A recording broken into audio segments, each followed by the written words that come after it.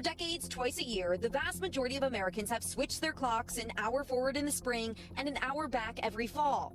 And we're tired of it. The intended goal, to best utilize available daylight, but studies suggest that biannual back and forth can actually negatively impact productivity, safety, and even your health. Well, I don't know about these studies. I just know that I hate changing my clock in my car and in the microwave. New evidence from Stanford Medicine finds if we locked the clock, there would be a decrease in the prevalence of both obesity and stroke, though by less than 1%. The risk to any individual is really quite small. It's when 350 million people do it all in the same day that you can kind of see this increased risk for car accidents and heart attacks. Those statistics are really small. I guess in the cumulative, right, is what they're saying. But I don't mind gaining the hour.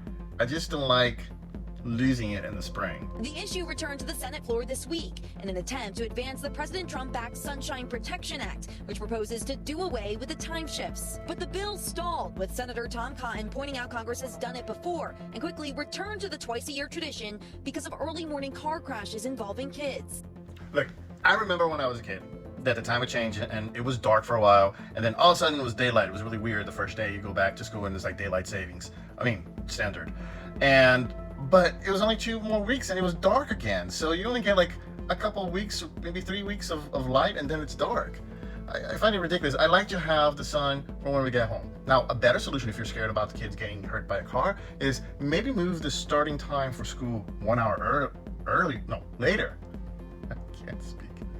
Permanent daylight savings time would push winter sunrises to an absurdly late hour, depriving Americans of morning sunshine that's essential for our safety and well-being. The debate isn't just to stop the clock, but also over which time policy should be permanent. Daylight savings should be permanent. The time for you to have recreational time after you go to work, is better than wasting the daylight during the day when you're going to work. In a Gallup poll this year, 19% of Americans say they like the status quo. 24% say they prefer to have daylight saving time the whole year, which prioritizes light in the evening, while 48% of Americans want standard time, which focuses on light in the morning in the winter. Can't we just agree in one thing? One thing? Everything is a disagreement. It's so frustrating.